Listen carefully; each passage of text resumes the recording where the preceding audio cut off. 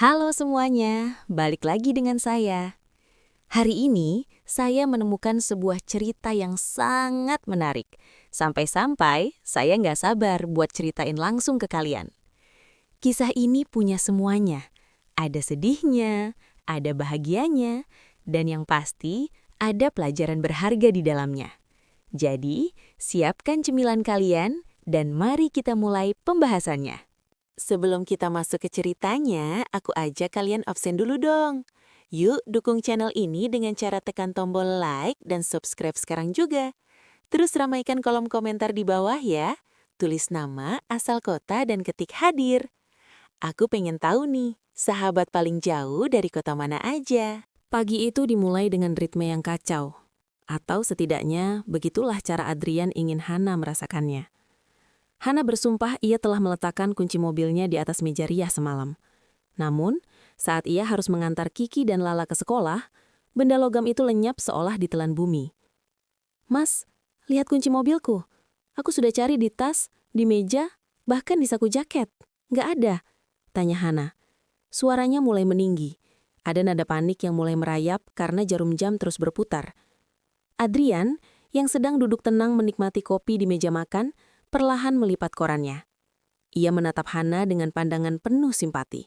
Sebuah tatapan yang belakangan ini terasa lebih seperti penghinaan daripada dukungan. "Loh, Han, bukannya semalam kamu sendiri yang bilang menaruhnya di dalam kulkas? Kamu bilang kamu sedang sangat pusing sampai tidak bisa membedakan laci dan rak pendingin," ujar Adrian lembut. Suaranya begitu meyakinkan, seolah ia sedang membacakan fakta sejarah. Hana mematung. "Kulkas? Mana mungkin aku sebodoh itu, Mas? Aku masih sadar sepenuhnya semalam." Adrian menghela nafas panjang, sebuah desahan yang syarat akan beban kesabaran yang dipaksakan. "Coba cek saja dulu. Kamu sering lupa belakangan ini, sayang. Mungkin efek kurang tidur." Hana berlari ke dapur. Dengan tangan gemetar, ia membuka pintu kulkas. Dan di sana, di samping wadah telur, kunci itu bertengger dingin. Hati Hana mencelos. Benarkah ia yang melakukannya? Ia mencoba menggali ingatan semalam, namun memorinya terasa seperti foto yang terbakar di bagian pinggir, tabur dan tidak utuh. "Ketemu kan?" Adrian muncul di ambang pintu dapur, berdiri bersedekap. Ia menoleh ke arah kedua anak mereka yang sedang memperhatikan dari ruang makan. "Kiki, Lala, lihat, Mama mulai lupa lagi. Kalian harus banyak bantu Mama ya. Mama lagi nggak sehat." Kiki, yang paling besar, menatap ibunya dengan dahi berkerut. "Mama sakit apa, Papa? Kenapa Mama taruh kunci di tempat es krim?" Pertanyaan polos itu menghantam Hana lebih keras daripada tamparan. Ia melihat ketakutan kecil di mata anaknya. Ketakutan yang ditanamkan oleh narasi Adrian. "Aku nggak sakit, Kiki. Mama cuma..." Hana kehilangan kata-kata. Ia ingin membela diri, tapi bukti fisik itu ada di sana, di depan matanya. "Sudah, biar Papa saja yang antar kalian. Mama biar istirahat dulu di rumah. Jangan dipikirkan, Han. Minum obatmu yang semalam aku kasih." Adrian mengambil kunci itu dari tangan Hana. Sentuhan tangannya terasa sedingin es. Setelah mobil menjauh dari halaman, Hana duduk terduduk di lantai dapur. Ini bukan pertama kalinya. Minggu lalu Adrian menuduhnya lupa mematikan kompor hingga airnya kering dan pancinya gosong. Padahal, Hana ingat betul sudah memeriksanya 3 kali. Kemarin, Adrian bilang Hana telah memaki-maki asisten rumah tangga mereka sampai sang asisten berhenti sambil menangis. Padahal dalam ingatan Hana, asisten itu pamit karena urusan keluarga. Hana menatap telapak tangannya. Apakah ia benar-benar mulai kehilangan kewarasannya? Ataukah dunianya sedang dimanipulasi oleh pria yang berjanji akan menjaganya seumur hidup? Ia merasa seperti sedang berada di dalam ruangan yang dinding-dindingnya perlahan menyempit. Sementara Adrian berdiri di luar sambil tersenyum, meyakinkan bahwa semua itu hanya ada di dalam kepalanya. Makan malam seharusnya menjadi momen yang paling hangat. Namun bagi Hana, meja makan telah berubah menjadi arena eksekusi. Adrian telah mengatur pencahayaan ruang makan menjadi sedikit lebih redup, menciptakan suasana yang intim namun menekan. Di sela-sela denting sendok dan garpu, Adrian mulai melancarkan serangannya. Kali ini sasarannya adalah sesuatu yang sangat sensitif bagi Hana. Harga dirinya sebagai seorang ibu. "Han, Aku dengar dari wali kelas Kiki tadi siang, katanya kamu lupa membawa bekal buah yang sudah dijanjikan untuk acara piknik kelas. Tanya Adrian dengan nada yang sangat tenang, seolah hanya menanyakan cuaca. Hana tersedak air minumnya. Bekal buah? Mas, hari piknik itu minggu depan. Aku sudah mencatatnya di kalender dapur. Adrian tersenyum kecil, lalu melirik ke arah kalender yang tergantung di dinding. Coba kamu lihat lagi, sayang. Hana menoleh. Di kolom hari ini, terdapat tulisan tangan yang sangat mirip dengan tulisannya, meski ia tidak ingat pernah menulisnya. Berbunyi, bawa bekal buah Kiki. Ada coretan besar di sana, seolah tulisan itu diabaikan. Tapi aku yakin itu minggu depan, gumam Hana. Suaranya mulai bergetar. Ma, tadi aku lapar banget di sekolah. Teman-teman semua bawa buah, celetuk Kiki dengan nada kecewa. Hana merasakan dadanya sesak. Maafkan Mama, sayang. Mama benar-benar tidak fokus, kan? Potong Adrian dengan cepat. Ia meletakkan garpunya, lalu mengeluarkan ponselnya. Aku khawatir, Han. Perilakumu mulai tidak terkendali. Tadi sore aku sempat merekammu saat kamu bicara sendiri di taman belakang. Kamu tampak sangat marah pada pohon-pohon itu. Apa? Bicara sendiri? Aku sedang menelpon ibuku, Mas, seru Hana. Emosinya mulai terpancing. Adrian memutar sebuah video. Di layar ponsel terlihat Hana dari kejauhan sedang menggerakkan tangan dengan gusar, dan mulutnya komat kamit tanpa ponsel di telinga. Dalam video itu, suara Hana tidak terdengar karena jarak, namun visualnya memang menunjukkan seseorang yang tampak sedang mengalami gangguan saras. Apa? Itu karena aku memakai earbuds, Adrian? Kamu tahu itu? Teriak Hana, ia berdiri dari kursinya hingga kursinya terjatuh ke lantai. Kenapa kamu melakukan ini? Kamu sengaja merekamku dari sudut yang salah. Lala, putri kecil mereka yang berusia 5 tahun mulai menangis terseduh-seduh karena terkejut dengan teriakan ibunya. Lihat Han, lihat dirimu, ucap Adrian dengan suara yang sangat rendah dan stabil. Kontras dengan Hana yang meledak-ledak.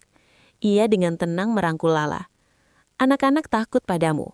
Kamu histeris hanya karena masalah kecil. Apakah ini perilaku ibu yang sehat? Hana menatap kedua anaknya. Kiki menunduk dalam, bahunya bergemetar. Sementara Lala memeluk Adrian dengan erat seolah mencari perlindungan dari monster di depan mereka. Hana merasa seperti tertangkap basah melakukan kejahatan yang tidak ia lakukan. Aku tidak gila, bisik Hana. Air mata mulai mengalir. Aku tidak bilang kamu gila, sayang. Aku bilang kamu sakit, ralat Adrian.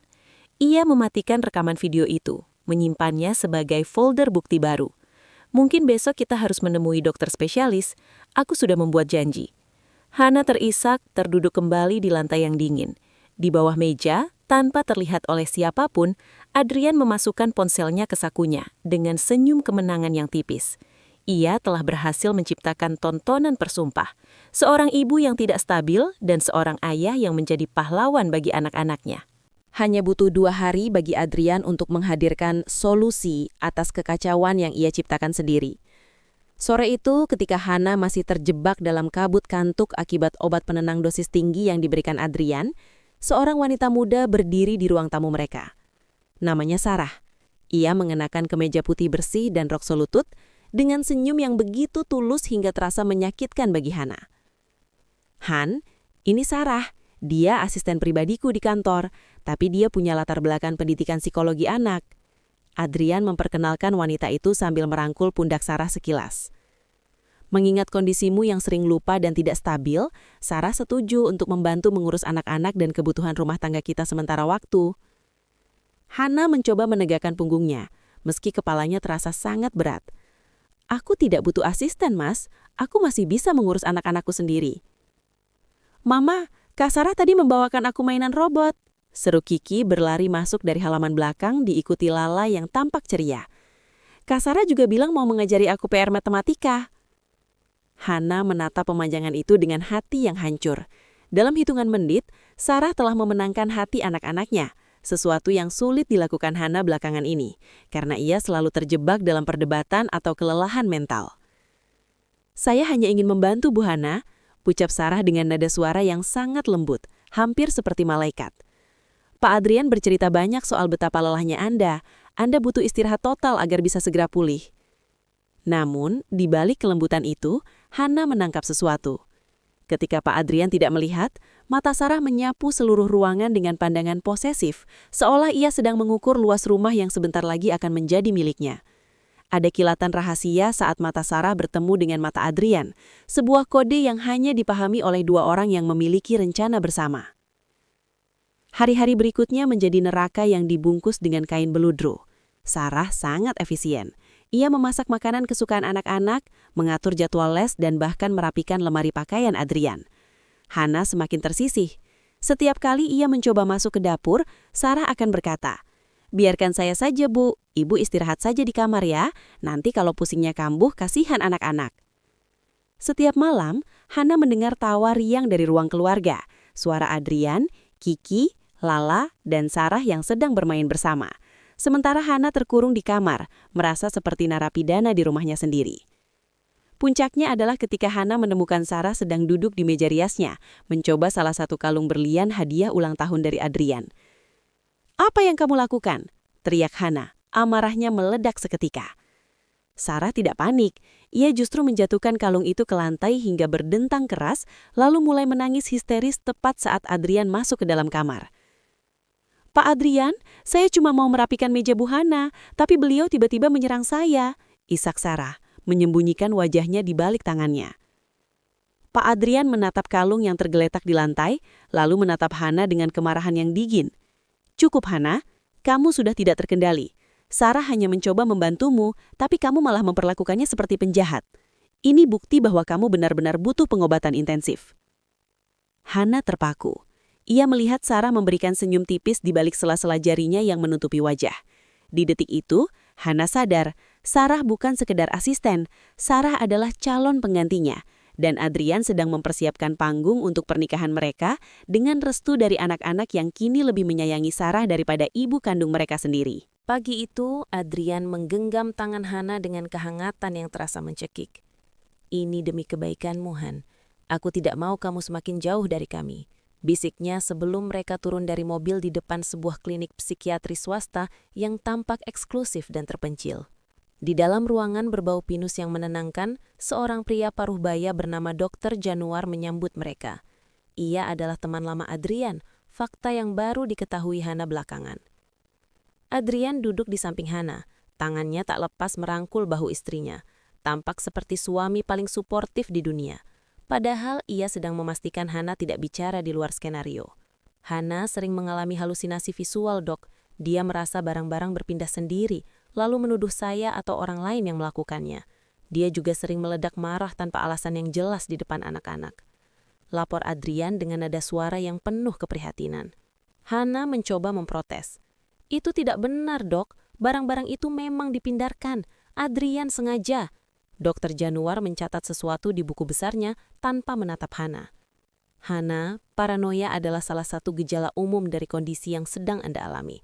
Anda merasa dunia sedang menyerang Anda, padahal itu hanyalah manifestasi dari ketidakseimbangan kimiawi di otak Anda." Hana merasa seolah-olah ia sedang bicara dengan tembok. Setiap pembelaannya diputar balikan menjadi gejala penyakit. Saat ia mencoba menjelaskan tentang rekaman video manipulatif Adrian, sang dokter justru bertukar pandang penuh arti dengan Adrian. "Bagaimana dengan obat yang saya berikan lewat Adrian minggu lalu? Apakah membantu?" tanya Dr. Januar. "Dia jadi lebih banyak tidur, tapi emosinya tetap meledak-ledak kalau bangun," jawab Adrian cepat. Hana tersentak. "Obat apa? Kamu bilang itu vitamin, Mas." Dr. Januar menghela nafas, menaruh pulpennya dan menatap Hana dengan tatapan kasihan yang profesional. "Hana, berdasarkan observasi saya dan laporan harian yang dicatat suami Anda, saya mendiagnosis Anda mengalami gangguan psikotik dengan skizotipal paranoia. Anda butuh dosis yang lebih kuat dan pengawasan ketat. Jika tidak ada kemajuan, kita mungkin harus memikirkan fasilitas perawatan inap." Dunia Hana seolah runtuh. Selembar kertas diagnosa resmi didorong ke arahnya. Di atas kertas itu, kewarasannya secara hukum telah dicabut. Dengan diagnosa ini, Adrian punya senjata mutlak untuk menjauhkan anak-anak darinya, menguasai seluruh aset. Dan yang paling mengerikan, ia punya alasan sah di depan keluarga besar untuk mencari pendamping baru karena istrinya dianggap sudah tidak kompeten secara mental. "Terima kasih, Dok. Kami akan ikuti sarannya," ujar Adrian sambil membantu Hana berdiri. Saat mereka berjalan menuju parkiran, Adrian membisikkan sesuatu di telinga Hana yang masih syok. "Lihat, Han, bahkan ahli medis pun setuju kalau kamu gila. Jangan mencoba melawan lagi atau kamu akan benar-benar berakhir di bangsal rumah sakit jiwa tanpa pernah melihat Kiki dan Lala lagi." Hana menatap kertas di tangannya dengan jari gemetar. Ia menyadari bahwa ia tidak hanya sedang melawan suaminya, tapi juga sebuah sistem yang telah dibeli oleh Adrian. Ia sendirian, dicap gila, dan kini ia benar-benar terancam kehilangan segalanya. Malam itu, kediaman keluarga besar Adrian dipenuhi aroma masakan mewah. Namun, bagi Hana, jamuan makan malam ini terasa seperti upacara pemakaman bagi martabatnya. Semua orang ada di sana. Ibu mertuanya yang otoriter, kakak-kakak ipar yang senang bergosip, hingga paman dan bibi yang selama ini menghormatinya. Adrian telah mengatur panggungnya dengan sempurna. Di tengah ruangan, ia duduk dengan wajah yang sengaja dibuat layu, seolah memikul beban dunia di bahunya. Hana duduk di sampingnya, sengaja dipakaikan gaun yang sedikit longgar dan tanpa riasan tebal oleh Sarah tadi sore, membuatnya tampak pucat dan tidak terawat di depan keluarga besar. "Sebenarnya, ada hal berat yang ingin saya sampaikan kepada ibu dan saudara semua." Suara Adrian bergetar, memancing perhatian seluruh meja. Tentang kondisi Hana. Hana mencoba menegakkan duduknya. "Mas, tidak perlu di sini. Tolong, Han, jangan menyangkal lagi," potong ibu mertuanya dengan tatapan tajam. "Adrian sudah menceritakan semuanya. Kami sudah melihat video-videomu." Adrian kemudian mengeluarkan surat diagnosa dari Dokter Januar dan meletakkannya di atas meja seperti sebuah trofi kemenangan. Dokter menyatakan Hana menderita gangguan psikotik berat. Dia sering berhalusinasi dan membahayakan anak-anak. Kemarin dia bahkan mencoba menyerang Sarah, asistenku yang baik hati, tanpa alasan yang jelas. Bisikan-bisikan miring mulai menjalar di antara anggota keluarga. Hana melihat tatapan iba yang merendahkan dari kakak iparnya.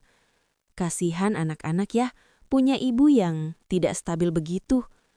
"Hana," paman Adrian berdaham, "kami sangat prihatin, tapi keselamatan Kiki dan Lala adalah yang utama. Jika kamu tidak sanggup mengurus rumah tangga, jangan dipaksakan."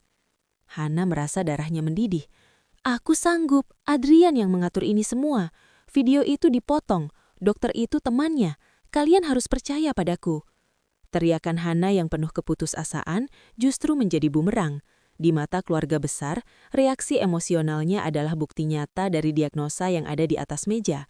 Adrian dengan cepat merangkul Hana, mencoba menenangkannya dengan cara yang tampak sangat sabar, namun sebenarnya mencengkeram lengannya dengan sangat kuat. "Lihat sendiri kan, dia mulai histeris lagi," bisik Adrian pelan namun cukup terdengar oleh semua orang. Ibu mertua Adrian menghela napas panjang, lalu menatap putranya. "Adrian, kamu tidak bisa terus begini. Anak-anak butuh sosok ibu yang waras di rumah ini.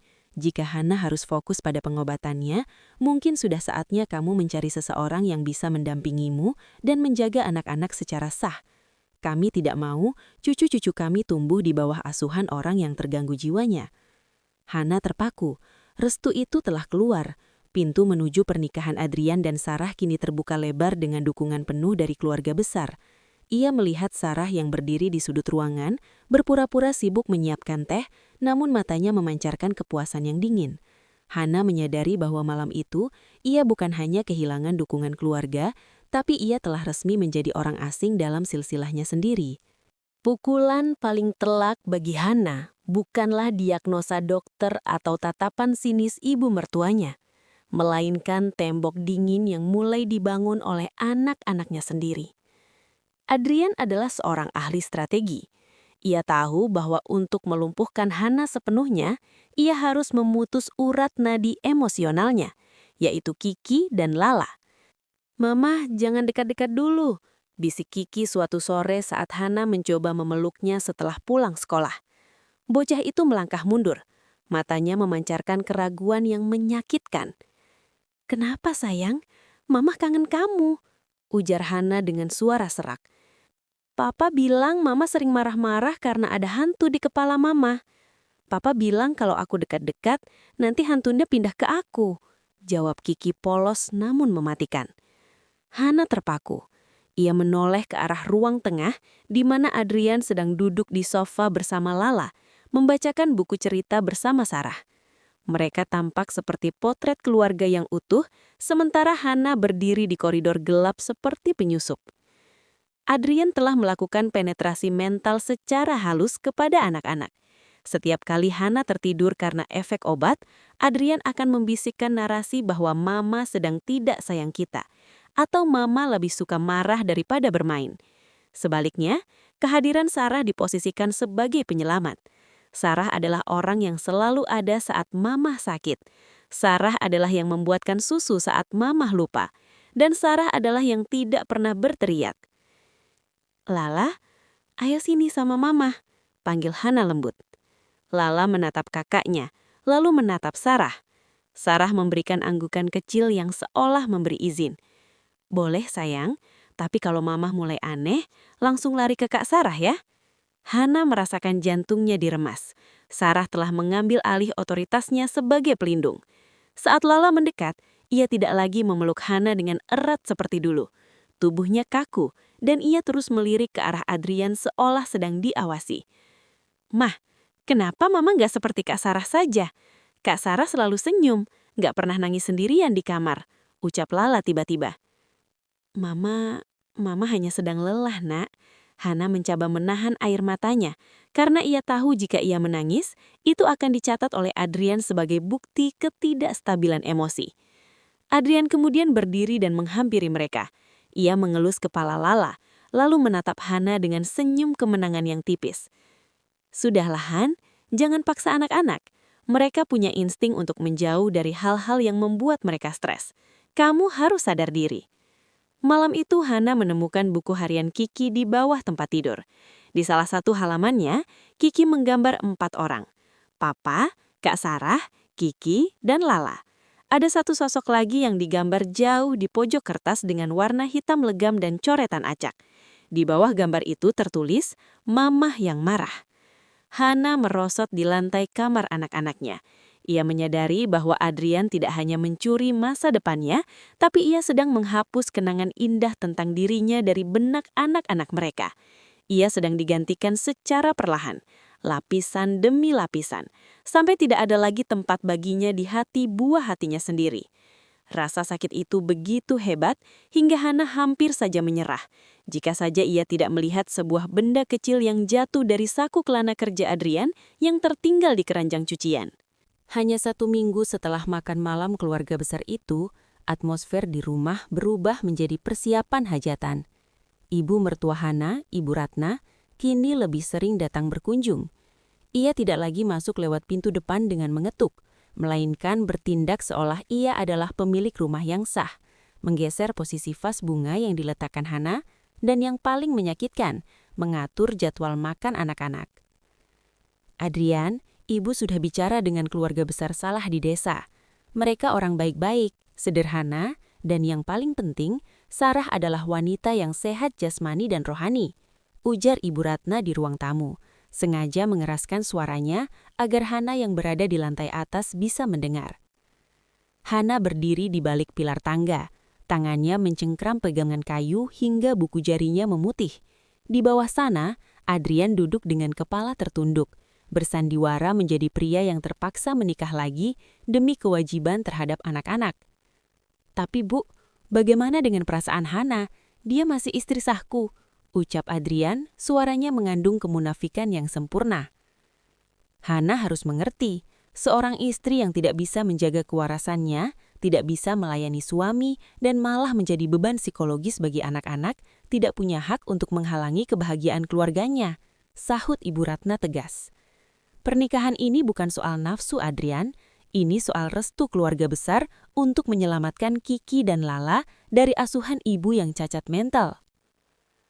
Hana merasa seperti sedang diadili oleh mahkamah yang hakimnya telah disuap. Restu itu bukan lagi sebuah izin, melainkan sebuah paksaan yang dibungkus dengan alasan moralitas.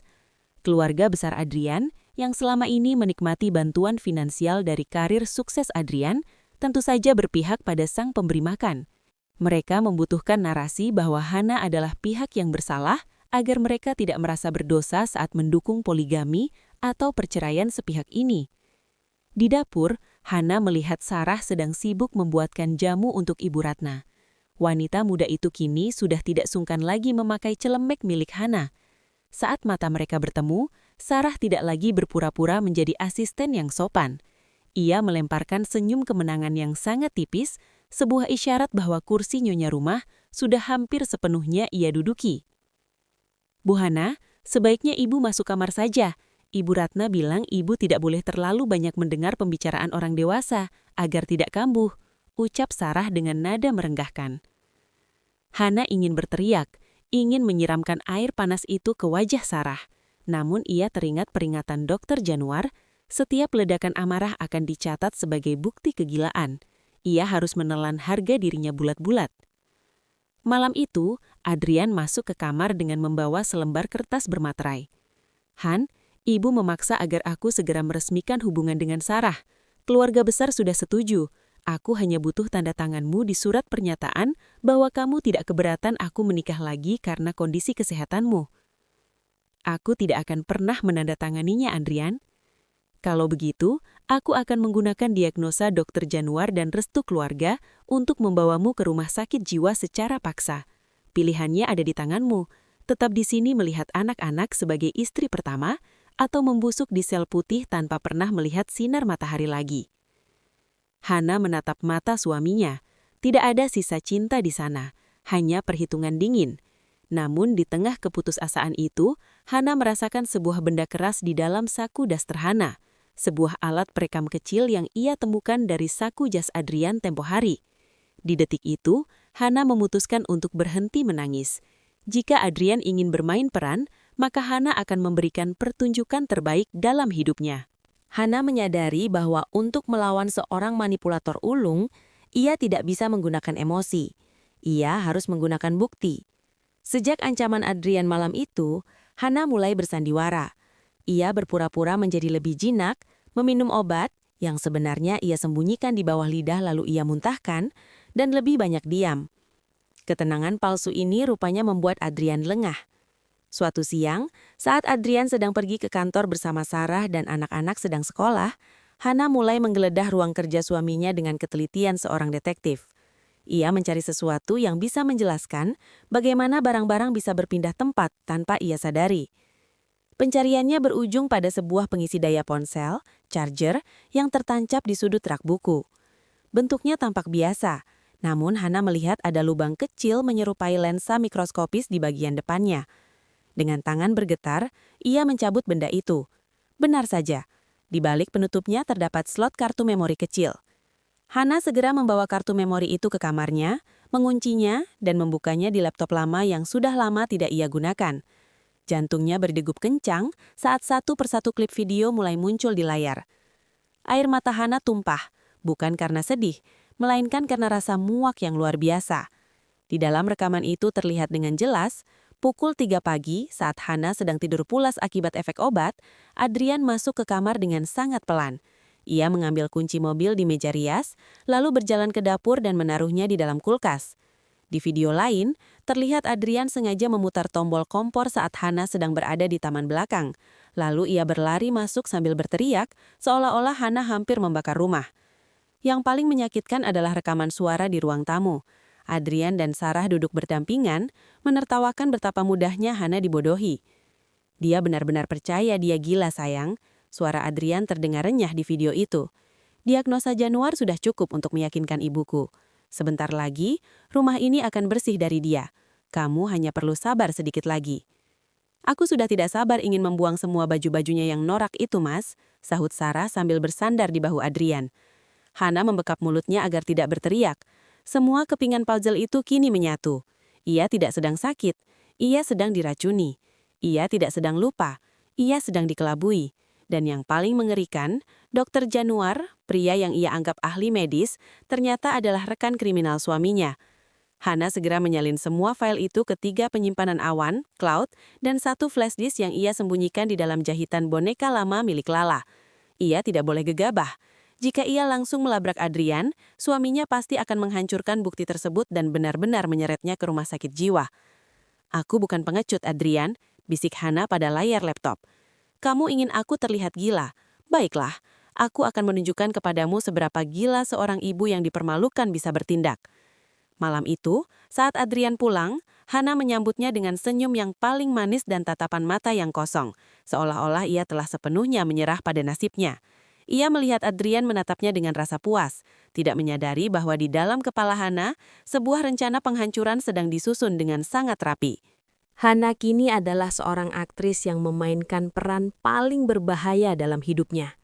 Ia tahu, untuk menjatuhkan Adrian, ia harus membuat suaminya merasa berada di puncak kendali sebelum akhirnya ia menghempaskannya ke tanah. Hari-hari berikutnya, Hana mulai melakukan serangan balik yang sangat halus. Di depan Adrian dan Sarah, ia bersikap seperti istri yang sudah benar-benar kehilangan pegangan pada kenyataan. Ia sering terlihat bergumam sendiri, namun kali ini ia memastikan gumamannya terdengar seperti doa-doa yang mengerikan. "Iya Bu, dia sudah datang. Pengantinnya sudah datang," bisik Hana sambil menatap sudut ruangan yang kosong saat Sarah sedang lewat. Sarah bergidik ngeri. "Mas, Hana makin aneh. Dia menatapku seolah ada orang lain di belakangku," lapor Sarah dengan wajah pucat. Adrian hanya tertawa. "Bagus kan? Itu artinya obat dari Januar bekerja. Dia semakin terisolasi dalam dunianya sendiri. Biarkan saja, itu justru akan mempercepat restu ibu untuk akad nikah kita bulan depan." Namun, di balik kegilaan yang ia pamerkan, Hana bekerja seperti bayangan.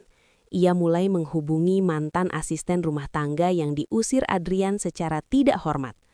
Melalui pertemuan rahasia di sebuah pasar tradisional, sang asisten menangis dan memberikan pernyataan tertulis bahwa Adrianlah yang menyuapnya untuk mengaku telah dimaki oleh Hana.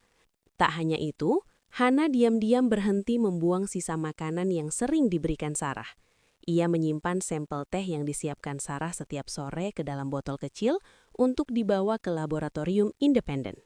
Hasilnya mengejutkan. Teh itu mengandung zat sedatif dosis tinggi yang biasa digunakan untuk pasien gangguan kecemasan akut, yang jika dikonsumsi terus-menerus akan menyebabkan kebingungan mental dan kehilangan ingatan jangka pendek. Hana juga mulai mengirimkan pesan-pesan misterius kepada Adrian melalui nomor tak dikenal. Pesan itu berisi potongan-potongan kecil fakta tentang penggelapan dana kantor yang dilakukan Adrian, sebuah informasi yang Hana temukan saat memeriksa laptop Adrian. Ia ingin Adrian merasa tidak tenang. Ia ingin suaminya mulai merasa bahwa ada mata-mata di sekitarnya. "Mas, kamu oke?" tanya Sarah saat melihat Adrian berkeringat dingin menatap ponselnya di meja makan. "Bukan apa-apa," jawab Adrian ketus. Ia mulai curiga pada orang-orang di kantornya.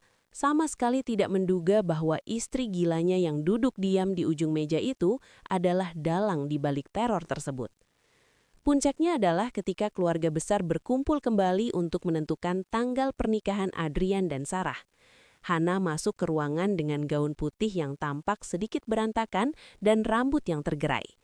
Ia membawa sebuah kado besar yang dibungkus rapi.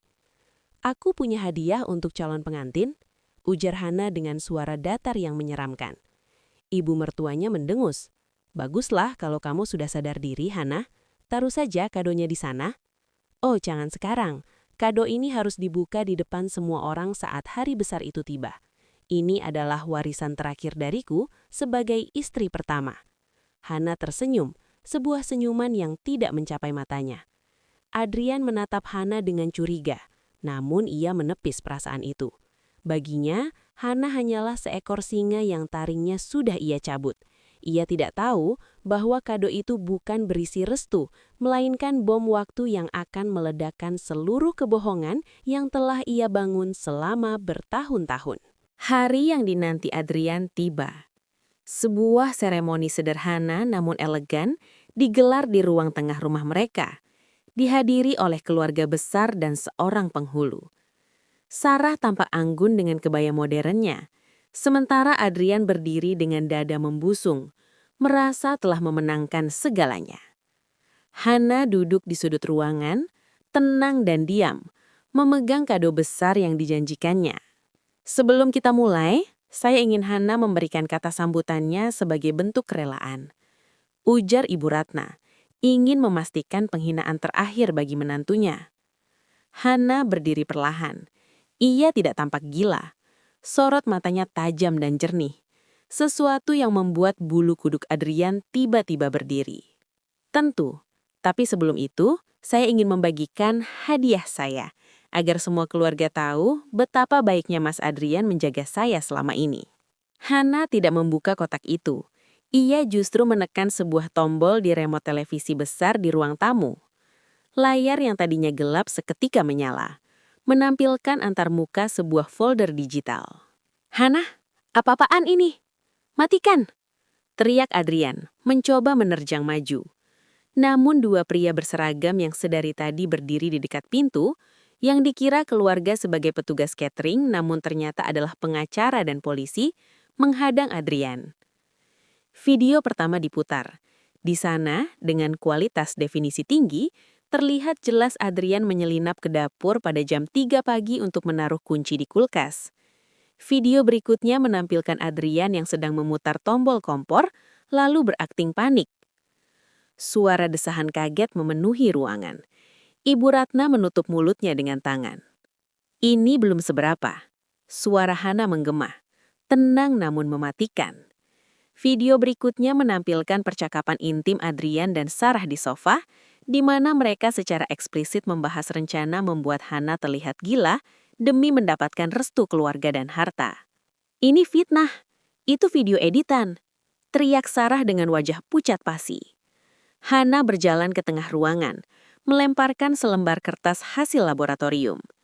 "Ini adalah hasil tes teh yang kamu buatkan setiap hari, Sarah.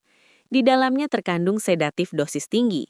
Dan ini," ia melemparkan dokumen lain, "adalah bukti aliran dana dari Adrian ke rekening pribadi Dr. Januar untuk membeli diagnosa palsu saya." Keluarga besar terdiam dalam kehinaan.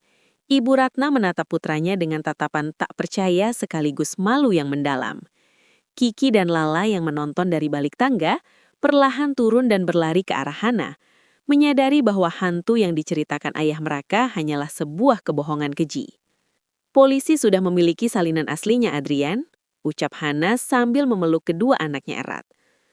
"Begitu juga dengan bukti penggelapan dana kantormu yang kamu gunakan untuk membiayai apartemen Sarah." Polisi melangkah maju memborgol tangan Adrian di hadapan seluruh keluarga besarnya. Sarah mencoba melarikan diri, namun petugas Polwan sudah menunggunya di depan pintu. Adrian menatap Hana dengan kebencian yang murni. Namun Hana hanya menatapnya dengan rasa kasihan. "Kamu ingin aku terlihat gila agar kamu bisa menikah lagi dengan restu keluarga.